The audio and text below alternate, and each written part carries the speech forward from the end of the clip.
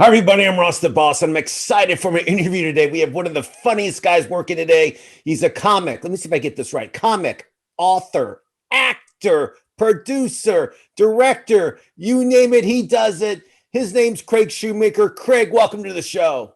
You forgot What? What did gambling I? loser. Gambling loser. You Gambling. forgot. He's a gambling loser. He's unbelievable. On the craps table, he loses every time. Oh No, you're God. not a loser. You're a winner. I I've known gamble you on for the many internet. years, I and I'm gamble on the excited to internet, have you and on. now I figure now I can lose my house while I'm in it. I'm excited. And Craig, I've known you for many years. I mean, Yes. we've been in comedy clubs together many years. We have many great stories to share.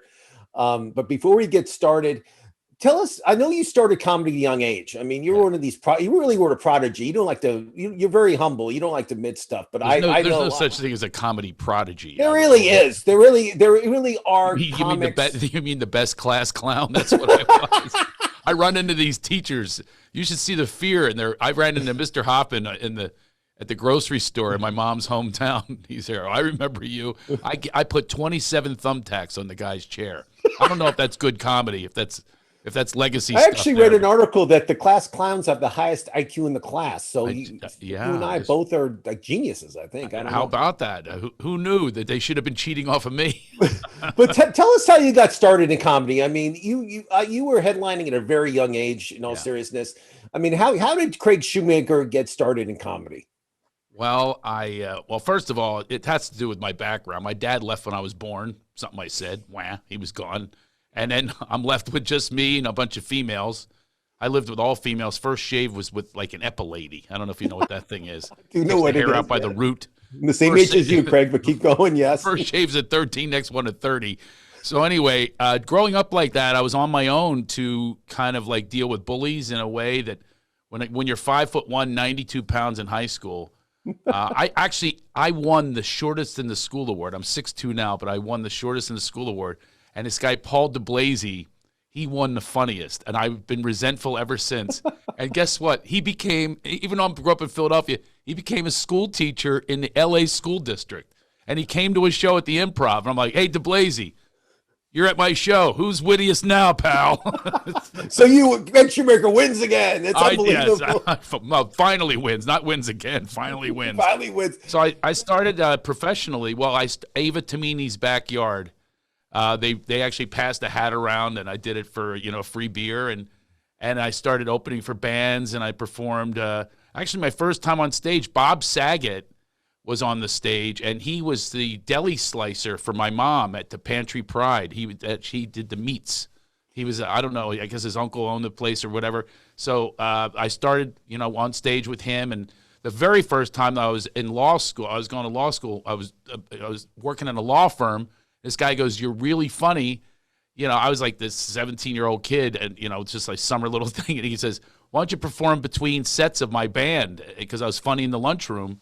And I did. I invited my friends. It was 108 degrees with humidity in part of Philadelphia. It was all black crowd except for my 5 white friends, and and I got one laugh, and I was literally, it was like a crack hit. I go, "That's it. I'm just going to be a stand-up comedian." And then I headlined pretty soon after that because I do impressions. People like impressions. Well, I love your impressions, and please insert the impressions in where they're appropriate during the interview, Okay. because I do love impressions. Now, I'm where glad is you said that, by the way. That's something I used to. When I got good as a comedian, I stopped doing them, inserting them to jam them in. They're in organically now into a story. Like if I tell a story about Patrick Stewart, I'll do Patrick Stewart, but it's not like, "Here's Patrick Stewart with a yeast infection. I'm very itchy." It's yeah, it's kind of tough when comics force their impression on you when you're yeah, like the yeah. story's a serious thing, and all of a sudden they're doing a Jack Nicholson impression. It's a little weird sometimes, It but is. Yeah, but it's a little uh weird. but Same but with I do magician. love your impressions are priceless, as we all know, and please insert them in during the interviews. Okay, That I'll makes me insert. laugh. So we're a sports network, as you know. We Yeah. do fantasy sports, we do celebrity interviews, we do a lot of other things too. But I want to ask you, you were the co-host for the Magic Hour, the Magic Johnson talk show. Wow, you open up with that credit. Thank you very Well, much. no, again, the I got show. all these in the background. I have all these awards. You've been on Parks. I know Times. your credits. You've been on a lot of. Well, they don't know my credits. They know me. Now they're going to know the day I was fired from a national. Well, that's what I ask you. I actually enjoyed the show. I like Magic Johnson. I was a Laker fan back then. It's very nice to enjoy it from home when you're sitting next to him and your entire career is ruined in a couple. It wasn't ruined. First of all, it wasn't ruined. It wasn't ruined at all. It actually helped you, I believe. Oh no! Well, I want to hear the story. I want to hear how you got. You think that's on my? I won Comedian of the Year at all these Emmys and stuff. You think they're going? And he's the guy that got fired in the middle of a show at the Magic Johnson Hour. I didn't say fired. What happened was one day I turned it on and you weren't there anymore, and I'm like, "What happened to Craig?" And you actually want to hear the story about what really happened. You actually told it to me a little bit, but I wanted to save it for the show. Okay. Tell us. Again, this is the Magic Hour. Magic Johnson has his own talk show. Audience. It's like 1998. They brought you in because you're funny. Well, they had a concept, Ross. Yeah, I know, but I'm just they had a concept. They're going to have the comedian tell the jokes to him like a monologue. He sets you up with questions. It was a pretty cool concept because he's not known for, his stand-up. And and it was, rehearsal shows were pretty good. I beat out a lot of comedians. I was very excited about it. Of course, he's a legend. And so anyway, they brought in a writer from the Tonight Show, like the Johnny Carson Tonight Show. And a guy, he wore a members-only jacket and had a mullet haircut. By the way, if anyone out there who has a members-only jacket, I mean to offend you. Okay, so this is 1998, and he talked like Sling Blade was out at the time. I called him Sling Blade. And this is a quote. I said, "You can't make me tell these jokes. I'll get booed." And he says, "A boo is as good as a laugh. Johnny loved to be booed. I don't want to be booed. That's Johnny Carson. Nobody knows who I am. I don't want to be booed." He goes, "Got to tell the jokes as I write them." So they made me tell these jokes. So opening day. Now, I was a big loser in high school. So it's like one of these things you're going to get even with people. You know what I mean? Like, he's about to introduce me. I'm on a national television show. All the 13 girls that didn't go to the prom with me, I can name every one of them right. I have a list.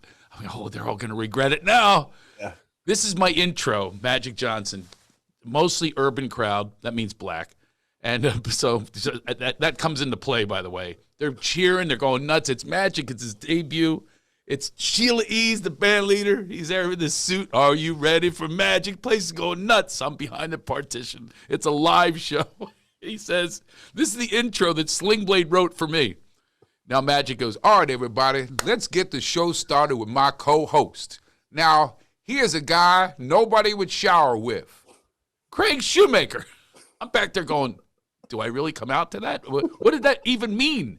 I pause for a minute. I go, "You got to go." So I come out there with my stupid walk. I look like a Piston, not a Detroit Piston. I bounce. My entire school used to make fun of me. Do-do, do-do, do-do. I come out with that do-do, do-do.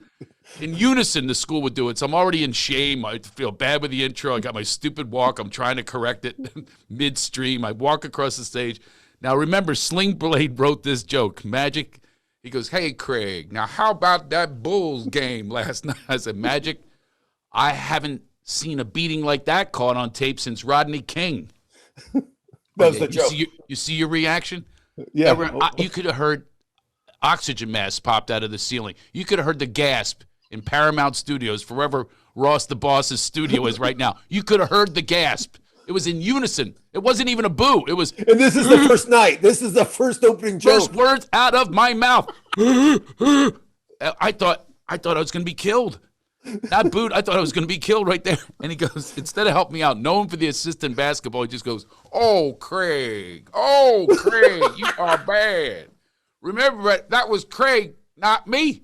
He threw me right in the wood chipper, known for the assist. And every time I tell a joke about a celebrity, he didn't want to look bad. So he'd go, oh, Craig, you are bad. Now, he's not going to come on the show. He'd always say they're not going to come on the show if I make fun of him. And I'm thinking, that's not the reason they're coming on the show. If you could pronounce the movie they're starring in, Michael Clark Duncan was in Armageddon. Magic is reading a cue card going, now up next from the movie Armageddon. Now here he is from Armageddon. Oh, Craig, how you say that word? I say, just say end of the world. It's the end of my career. So now you have to understand, Ross. I told you, geek kid. Now I'm settling in, settling in, and the first guest is Arnold Schwarzenegger. Now I'm thinking, wow, these guys are legends, and little Craig Shoemaker is up with the legends, and I realized I think I should be the UN translator. Neither one of them have. This is their actual conversation. Whole Hollywood kiss up. Arnold, the reason I had you as a guest on my premier talk show, you make a lot of money for a lot of the needy people. Folks, don't he give it up for the needy people? Yeah. No, Magic, you're the one who give all the money back. Yeah, am I right? You got the AIDS awareness, the Magic Johnson theater in the hood.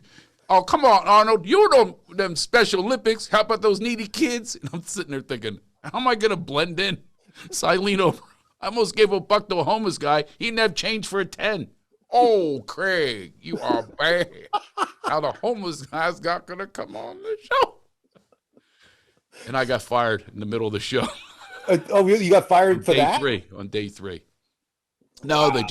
They knew it was a bad concept. They wedged, you talk about wedging in impressions, they wedged in the white guy. It was not organic. And I was reading, I always had good reviews and standing ovations. I was reading, Craig Shoemaker looks like a pizza delivery guy waiting for a tip. That was from Tom Shales, the great Tom Shales. And I go into work every day and I listen to Howard Stern replaying it.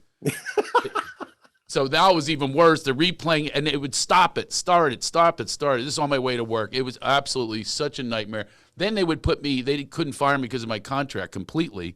They just took me off the couch. They walked up on stage in the middle of a commercial break and they go, people upstairs decide you're going to be off the couch now. I go, the people upstairs, what is it, a horror film? And then I look at him, maybe he'll help me. He's glazed over the cue card. I'm a good dude. Anyway, and he took me off, and they introduced, here's Arsenio Hall. First words out of Arsenio's mouth, he goes, where's Shoe? He's funny. Oh my God. They wouldn't put me back in as the co-host anymore. I'll be in segment 5 on a cooking section where he would throw flour on me. Poof, we go, now you're a cake, Craig. Well, I think every celebrity I've talked to has had a horror story like that. I mean, there's always bad shows, there's always bad producers, there's always bad writers. Yeah, I mean, right. And you had to experience it, unfortunately, with Magic Johnson, who's a Hall of Fame basketball player.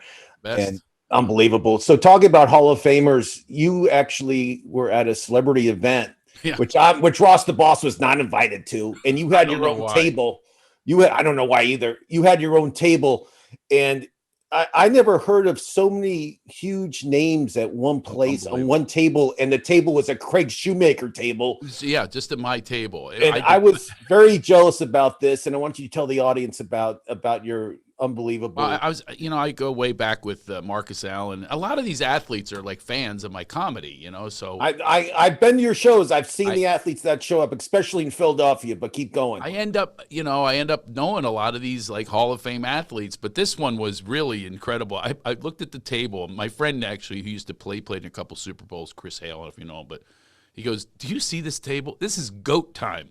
And I looked around and go, oh my God. I'm sitting next to Julius Erving. Right over here is Barry Bonds, Jerry Rice. This is all at my table. Marcus Allen, Marshall Faulk, Jerome Bettis. This is and then who walks up? Just to raise the level a little bit. There was Ozzie Smith. So Reggie Jackson walks up. Now here's the thing: is I don't know if you know this, but he's unrecognizable. He's tiny. I worked with him about 6-7 years ago. I interviewed him, and he's a little smaller. He's older, and he is Reggie. I mean, he is recognizable. I mean, I recognized him, but where was the barrel chest and the? I know the fro's not going to be there anymore, but he was I stood next to him, and I'm 6'2". He's probably 5'8". And it absolutely shocked me. I can see, obviously, he doesn't lift weights anymore and all that. But this was really a shocker for me. And nice guys from my hometown. I'll tell you a quick Reggie story. Went to Arizona State, where I went to. I'm wearing the shirt right now. But Reggie, when when he was playing, he was worried that he would get hurt and die broke. That's what he was worried about. He was worried about his money. Yeah. He wanted to have money. So instead of putting in the bank or investing in the stock market, he put all his money into cars. So he bought cars and he bought cars and he bought cars. So if he needed money one year, he could sell the Ferrari for X amount. He could just sell the Jaguar for X amount. So he had a fleet of cars, not to drive, just for investment purposes if he ever needed money, which he never did. Another quick Reggie Jackson story, which I tried to buy. He had a credit card that had the New York Yankees on it. It was like a Visa card, or it was whatever it was, American Express card that had it said Reggie Jackson with the Yankees logo. They paid him to be like a consultant, like he was like the face of the Yankees. And his job was to take people out for a good time, for dinner, and basically that was his job. He was like a front man, which is great. He's probably getting paid good money and to do it. So I said, Reggie, how many times have you used the card? He said, Ross, I don't want to get fired, so I never used the card once. I said, Reggie, they want you to take people out on the card. Go out with the credit card and use it so they know you're working. No, I'm not getting fired. I said, well, then if you don't want the card, I'll buy the card from you and I won't use it. I'll just put it I'll put it like in my safe. I promise I won't use it, but its memorabilia value is unbelievable. The Reggie Jackson credit card with the Yankees on it, one of a kind. Ross the Boss could retire. Signed. But he didn't sell it. But again, sweet guy, unbelievable. I did Yankee trivia with him with Denzel Washington. It was a blast. It was unbelievable. But I have a Johnny Damon jersey for sale, by the way. I'll be over after this interview. No way. Awesome. I do like Johnny Damon. Unbelievable World Series winner. Johnny Damon. I have a crazy story about Johnny Damon. Let's hear it. I've been friends with him a very long time, since his rookie season. He was with Kansas City back in the 90s. And, again, he becomes like a fan or whatever. We became friends. And as a gift, by the way, for his wedding, I got AC/DC to sing at his wedding. You did? Well, listen, when somebody's that rich, you're going to get them candle holders. So I got. So how did you? Let's go back, because people get mad if I don't ask. How did you get AC/DC to sing at his wedding? Brian's an old buddy of mine, the lead singer, and he actually played my wedding. So he lives in Florida. I said he didn't even know. I said, Johnny Damon's wedding. I'll come on over and sing. And he goes, "Oh, who's Johnny Damon? He's a cricket player." He has no idea what I'm talking about. He's Australian. So he came over and he blew the place away. He joined the wedding band. He did my wedding. He did. Like not AC/DC tunes. He did like Mustang Sally. It was awesome. It's unbelievable. Yeah. So Johnny they played. It was in 2004. Obviously 86 years they hadn't won a pennant. And so I said, Johnny, he got me tickets, and I went with my buddy Chuck from Brockton, Massachusetts. And Chuck's like all over him after the game. They swept the Angels. He goes, go get them. Go get them Yankees. We hate them, right, Johnny? Oh yeah. So he goes back, and they just tank, right? It's really bad. The first 3 games, I don't know if you remember, were atrocious against the Yankees. And then so Chuck calls me up. He goes, hey, Shoemaker, you better get your left and healing crap working with your boy Damon. You can't hit the broadside of a barn. And Johnny was having a really rough go. He's striking out. It was terrible. So I called up. I said, you're right. I called up Johnny. I said, Johnny, listen, and I'll tell you the story later about I said, Phil Jackson last year, I helped him win the pennant by laughter. Why don't you play my DVD? He had just got my DVD. Play it for the clubhouse. And it was a brand new DVD. And I said, you guys need to loosen up. So he did. He plays it for the clubhouse, and they went out. They came back against the Yankees. They won the game. And then game 7, he had 7 RBI and a grand slam. Then they swept the Cardinals. He calls me my radio show the next day. I go, where are you? He goes, I'm drunk on a golf course in Boston. And I said, what's the difference? What? He goes, there's a lot of great teams. We are probably not even the greatest team. We had the most fun. And that's what reversed the curse, was the energy and vibration of laughter and joy and happiness. So you have a big part of baseball history. I mean, I never heard this story before. Well, you don't hear it because people are so tough and rough. Like I told that to Francona, the manager. And he's there, if Roberts doesn't steal second base, he says some like guy answer. I was there, loosen up. Listen up. I said, you can't, he probably wasn't even there for the, playing of my DVD.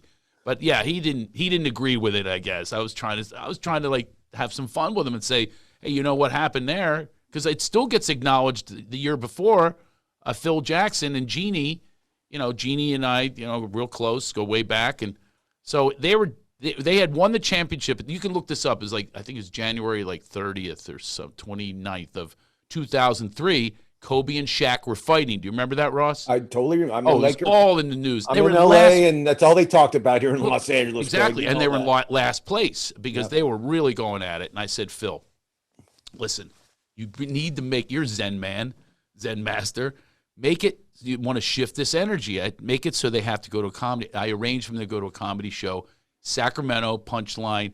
He made them sit next to one another. The entire team went. They laughed their asses off on a night off. The next day they played the Kings, Sacramento Kings. They won 17. Then the next 20, they won the championship. You can look it up. And obviously you were performing in Sacramento, correct? No, I arranged for them to go to this. Who was the comic? Do you remember? It wasn't me. It wasn't even me. That's what I thought. Who was the comic? Do you remember? No, I actually don't know. That's a great trivia question. I would have rather it been me, but that's better. I was thinking maybe you flew up to be part of the show, but you didn't do it. I was somewhere else. But it just shows you how strong is comedy. And I mean, I know a lot of comics want to be athletes. A lot of athletes want to be comics. Oh yeah. I mean, you know it. I know it. I mean, you've been around a lot of athletes. I know you're a Philadelphia guy. I mean, is it tough to you to watch Philadelphia sports with kind of a drought going on right now in Philadelphia with their sports teams? I mean, how much of a fan are you? I'm a huge fan. I'm real tight with the Eagles. I have a TV show out with the Eagles right now on Amazon Prime. It's actually a business show, believe it or not. Let's hear about it. I've seen the promos and stuff, but tell the audience what the show is. What's called Wolf Pack. It's 5 entrepreneurs. They take one business per episode. It's about America's comeback, teach them entrepreneurship, and they're pitching the Wolves, and they have to have a philanthropy. Philadelphia's a character in it as well. We go all over Philadelphia, but one business per episode, and we see, are they going to invest and mentor them or not? And the Eagles partnered with me on it, and we shot it. It was like a dream for me. You have to understand, I was a poor kid. My seats at the most were sneak in and next to the Sunoco sign at the top where the Goodyear blimp is scraping my head. That's basically my experience in sports when I was a kid. And I'd be up. I was so high at Veterans Stadium, and I'd bring my glove. Remember you had your glove? Oh, yeah. To catch foul balls, right? It was so high up. If Larry Boa came up to bat, I put the glove down. I go, "This is the pop-up. Boa's never going to reach me." No, Boa didn't have any power. I took a rest when Boa. It was a little choke-up swing. So, but you have to understand when you come from that, and then from that poverty and sneaking into games and sneaking down. By the 7th inning, I would make it down. It's really weird to actually be in those seats now. Do you know to this day, Ross, I will look around for security. I'll have seats like, dugout club. I've actually thrown out the first pitch a number of times. That went well once. You might have been there in Montreal. Were you there for that? At the Olympic Stadium? Yeah. Yes, I was there for that. Oh, yes. I threw a strike that day, but it ended after that. I was there because I remember Vladimir Guerrero was playing for the Expos back then. Yeah, exactly. And I was a huge fan of his. It was like his second year maybe, but he was always like a phenom, and I was so happy to get to see him play live. And they had a special the comedy festival before the game, and I think you were one of the comics that came to the field and got to throw the first pitch. Oh and I popped the mitt. I was so proud of myself. Well, then I tried to duplicate it. The next time I was, and I look on Steve Carsey, he was pitching at the time for the Yankees, and they were playing in Tampa, and I was throwing out the first pitch, and I look on the dugout because he had given me a tip about this windup. He goes, "Do this windup," and I see. Mid-wind-up, I look over, and he and Robin Ventura, they're all laughing at me. I go, uh-oh, they're playing me. And then I soared this thing like way. I think I hit the backstop, like, Charlie Sheen in Major League. Wild. They booed me out of the stadium, Ross. So you can see that this career – Did you warm up? Did you practice at all? Did you do any preparation at all? That's the thing. I didn't. And I did another one with the Phillies where this guy told me right before Larry Anderson, who pitched for the Phillies also, he says, do a skunk ball. So that's where you take the ball, you're on your windup, and you rub it in your crack of your rear end and then pull it and toss it. So I tried to do that combined with like a face center field Louis Tiant thing. I wanted people to know that I should be discovered here. I'm gonna pop this mitt where they go, There was a thing when I was a kid when you caught a foul ball in Veterans Day that said sign them up. That was my dream, was to sign them up. I wanted to be signed at least to an honorary contract. So I do this and I turn around and I let this thing. I literally hit Clint Hurdle in the dugout, who's the manager of the Pirates. In the dugout. That's how wild this pitch was. Well, I mean, again, if I threw out the first pitch, I'll be in the bullpen warming up. I would be all ready to go. And I'll actually probably the week before I'll be like hiring somebody to play catch with me and do bullpen sessions because Ross the Boss is going to throw a huge strike with some heat on it as the first pitch. Don't worry, I'm going to do that someday. But it's as you know, I'm an avid softball player, so playing baseball is a little different for me.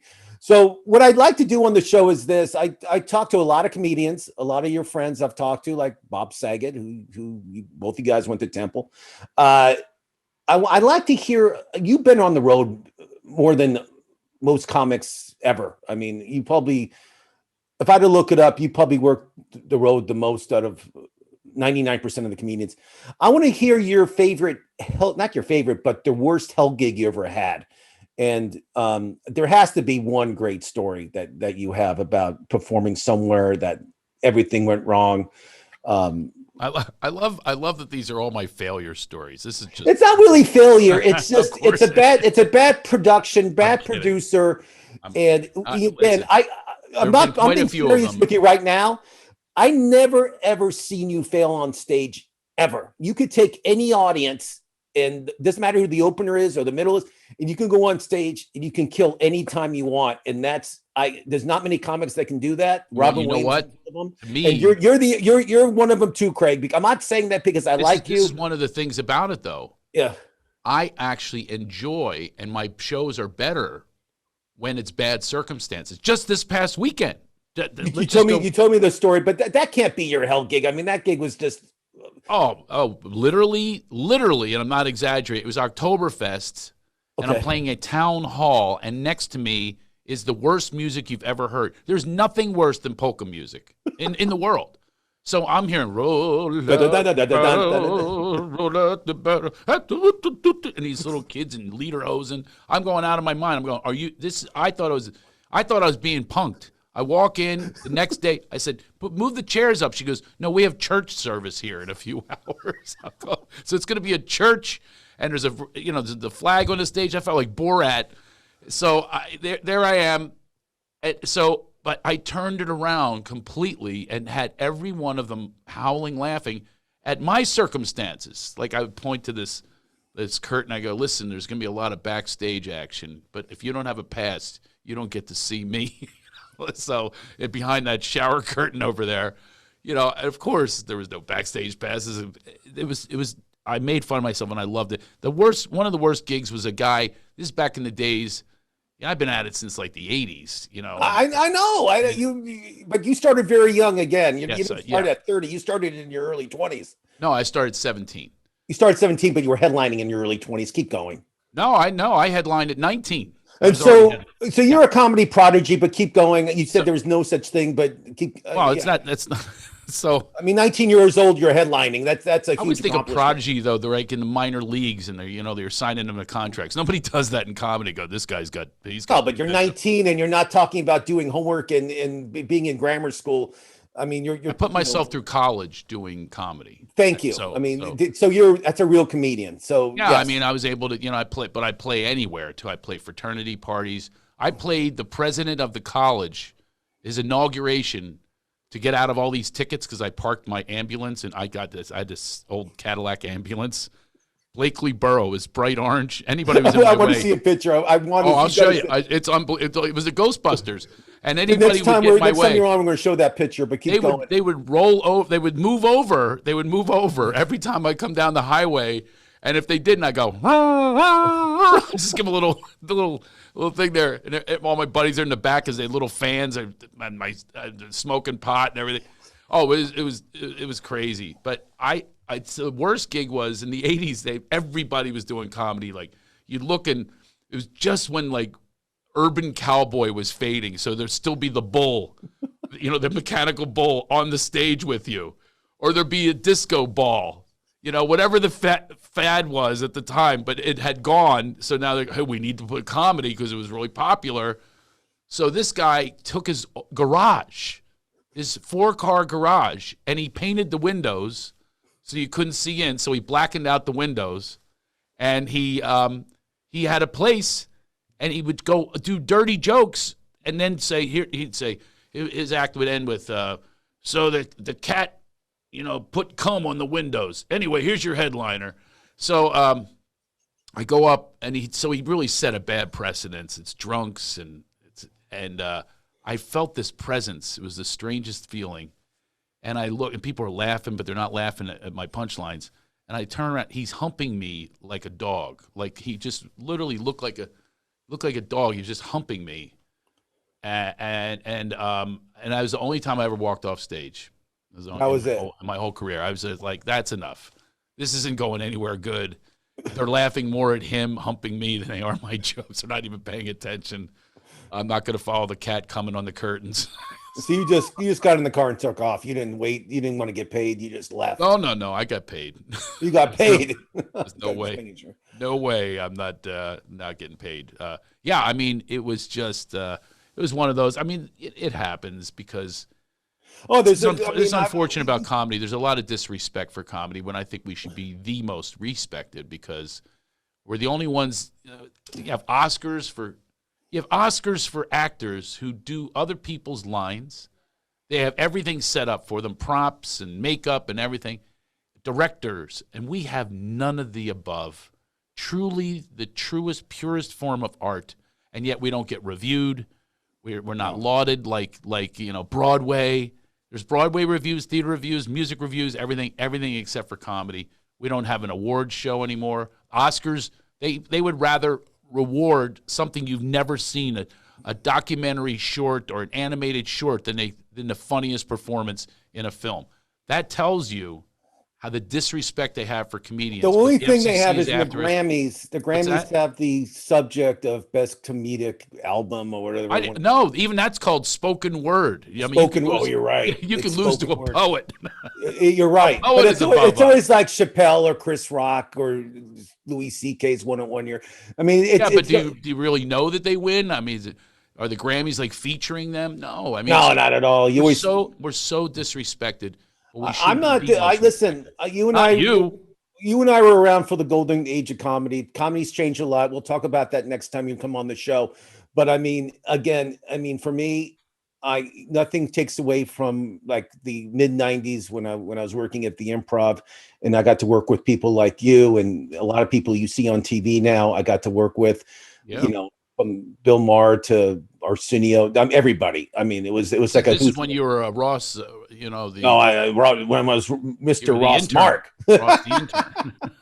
But I mean, again, Craig, as you know, I mean, you and I seen every comedian, been around a long time, and that's why I enjoy having you on because I love having at least documenting some of the stories that you've been through, because this is a place to do it. It's Ross the Boss. But thanks for coming on. I'm going to have you on again. I'm going to come to your place next time. Yeah, this got to be like a 4-part. It'd be kind of fun because we could talk forever. Skim the surface. We could talk forever, and I could talk to. We have a lot of comedy stories to talk about. A lot of war stories, a lot of stuff that happened when you and I were like in the trenches of comedy. Mm-hmm. But we'll talk about that next time, folks. Don't worry. But I'm Ross the Boss. Thank you, Craig, for coming on. And see me official Craig Shoemaker on Instagram. All right. And CraigShoemaker.com. And if you're in LA next month, you'll be at the Canyon Club and you got to see him live. If it doesn't make you laugh, I'll pay for your ticket. How about November 19th? That's right. I'll give you double your money back. I mean, I guarantee you'll laugh more than 5 times. Magic Johnson will be there. He'll be in the audience. Oh, Craig, you are bad. Let's give it up for Craig. You've come a long way since you were a cake. Greg, thanks for coming on. I'm Ross the Boss. I'll see you next time.